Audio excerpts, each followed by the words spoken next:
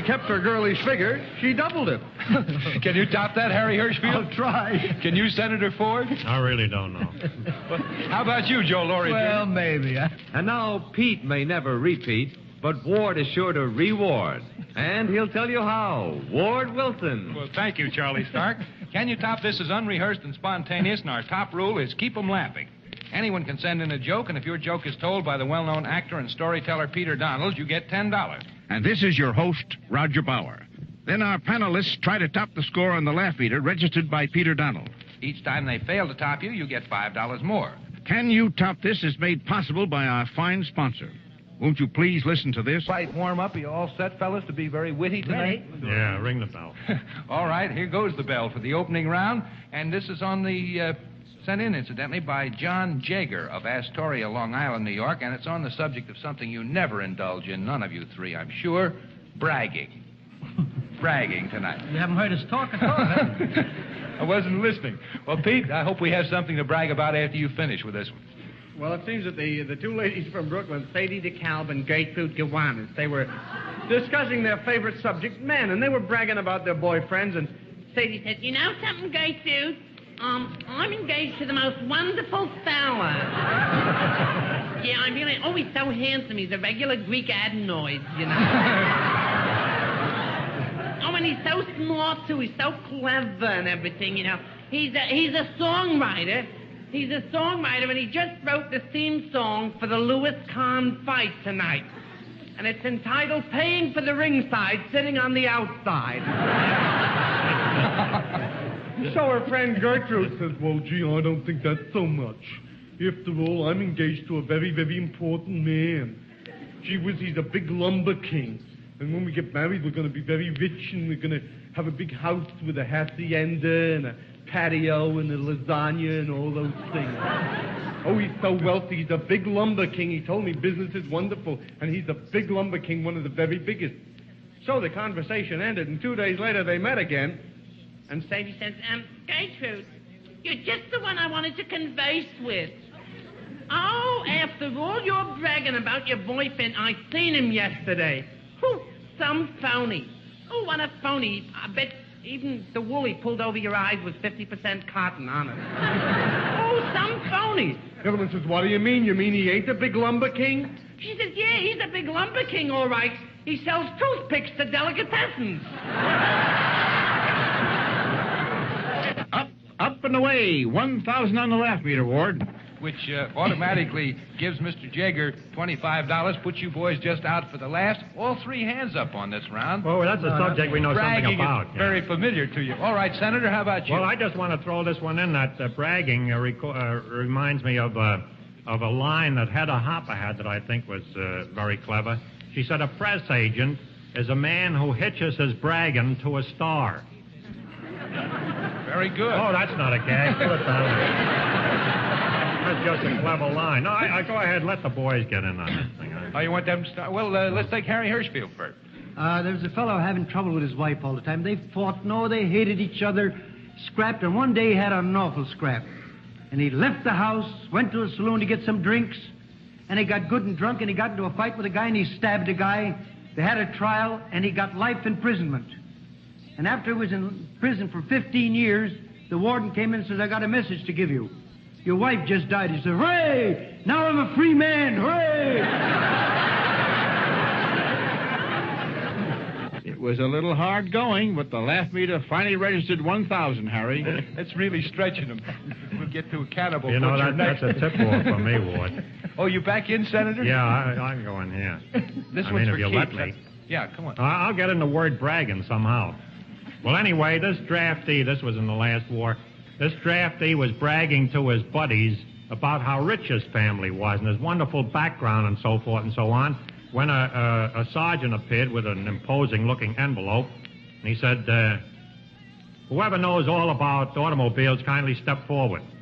So the scion of the wealthy family, thinking that here might be a chance to, be promoted from the ranks, he jumped up and he said, why, before I was drafted, I ran and operated my own Rolls Royce, my own Lincoln, and my own Cadillac. I really understand all about motor cars. The sergeant said, fine. Report to headquarters and give the colonel's car a good cleaning. Senator, you're back right where you were last week. Only $9.50 is what the laugh meter says, Ward. I think that thing is set for me up there, you know. Think it's framed for you? Well, that doesn't top Mr. Jager's 1,000. He still holds his 25. And Joe, we haven't heard from you. A couple of fellas meet, one fellow looks at him and says, Abrinovich. He says, Epstein. He says, I haven't seen in years and years and years. Tell me, so what has happened to you? So they talk and talk. He says, you know, I'm married nice. I got a little baby. He says, a cute little doll. He says, she's walking a little bit now. She's talking a little bit goo-goo, mama, hoo-hoo. He says, I don't understand it so well, but my wife understands everything. So he's telling everything, bragging about this kid. So Epstein says, well, I got a little fella, too, Montgomery. He says, is he smart? Oh, is he smart? When I leave in the morning, when I get up, he says, goodbye, Papa. Don't be long at the office. Come home early. He says, and he talks so plain, so distinctly, every word. He says, that's wonderful. How old is your boy, Montgomery? He says, 12 years old.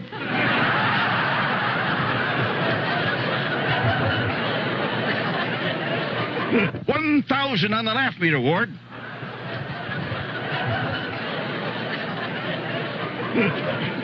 Just the age of the joke, Joe.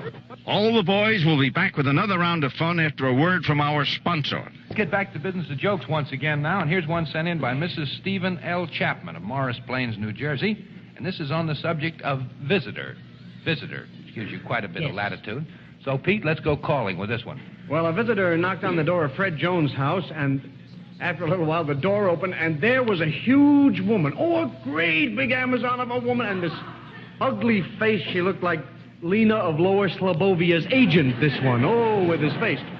So she looked down at the visitor. She said, yes, what is it, my good man?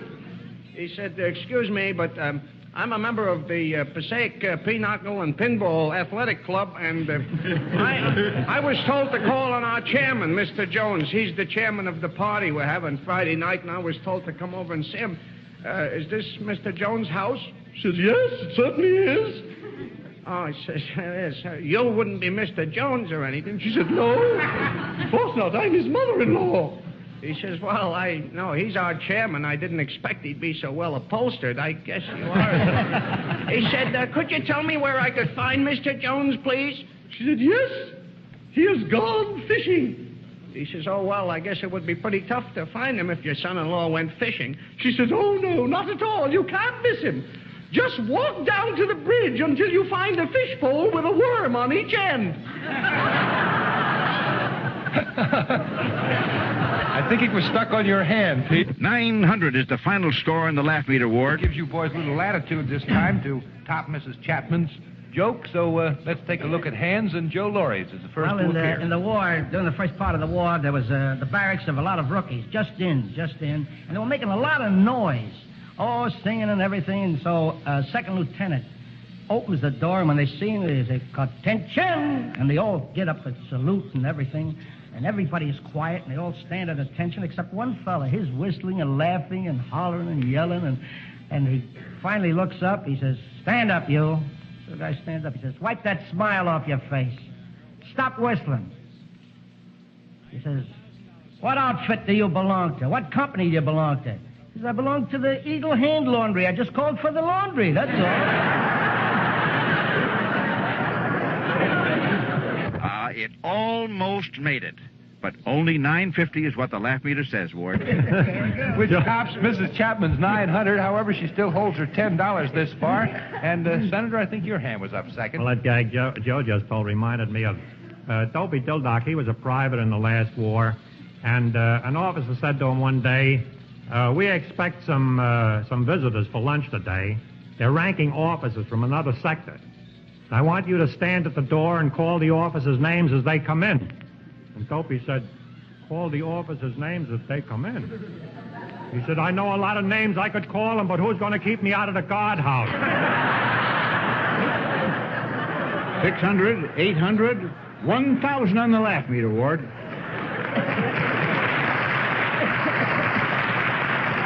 Got over 950. You got over your own Somebody had hurdle. the thing fixed. I had it pushed up. You know, Mrs. you Chapman. thought for a while that Warden's going to say 950. What's the joke? Mrs. Chapman still has her $10, which she's clinging to tenaciously. Harry, how about you in this round? A guy comes to New York for the first time, first visit to New York, and he figures he can get a big steak here, you know, the black market going on and everything. So he goes to a fellow and said, listen, I'm a stranger in town. Money is no object to me at all. I want a big steak. I'm dying for a big steak. Can you tell me where I can go where I can get one of those speakeasy for steaks? So the guy told him, and he went there and he says, money no object. Don't care what you charge. Big steak. The guy says, you're going to get the real thing here. So he got a big steak and he ate it and he enjoyed it. So he went back to his hometown. Said, gee, New York is a great place. Says, I got myself a steak there. The real thing. But something funny has happened ever since. Every time I walk down the street and somebody says, giddy up, I start to run. That sure looks like another solid 1,000 on the laugh meter, Ward.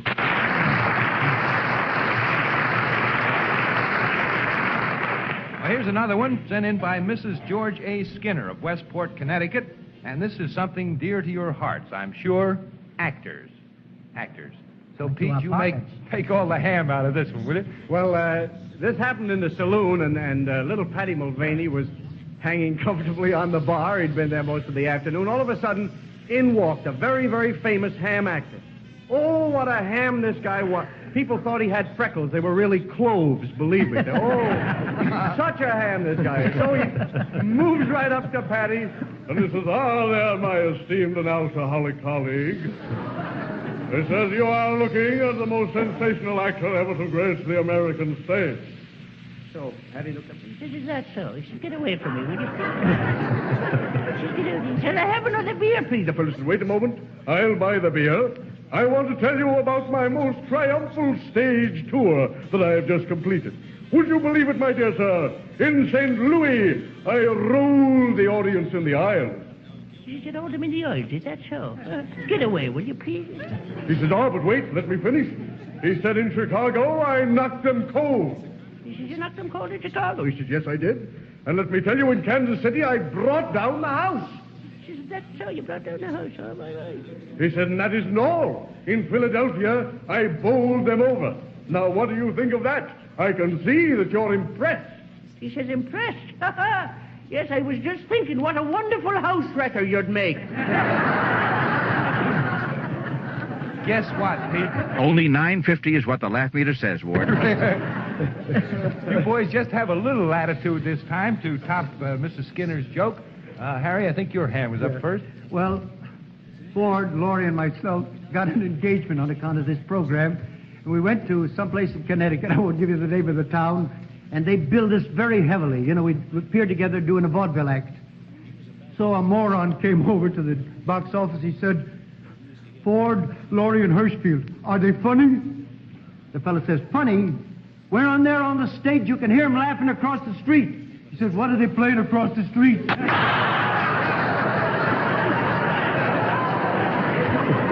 1,000 on the laugh meter, Ward. Ward, yeah. That's what is called fitting Laurie, Hirschfield, and Ford into an old joke. You really cloaked it very well, though, I thought. It fit in very nicely. Let's see, Mrs. Skinner still has her $10. We haven't heard from Senator or Joe. Joe, I guess you're next. Yeah, this is one that Jack Barrymore told me a long time ago. It's about himself, too. He tells about himself. He says he was in a town, and he was in a very, very dramatic show. The Jest, I believe it was. And in a very important dramatic part of the show, there was a fellow sitting in the front row, started to applaud. And he broke up the scene. He kept on applauding. Well, it broke up Jack Barrymore, and he was very temperamental. And he got dressed quickly after the show and waited for the fellow outside. Finally gets a hold of him. He says, hey. He says, you. He says, were you sitting in the front row? You're the man that was sitting in the front row? He says, yes, I was sitting in the front row. He says, you know, you broke up my performance. What was the idea of applauding right in the middle of my dramatic scene? He says, who cared about your dramatic scene? I wasn't even listening to you. He says, what do you mean you weren't listening? What were you applauding for? He says, I was humming a tune to myself, and I liked it, so I applauded.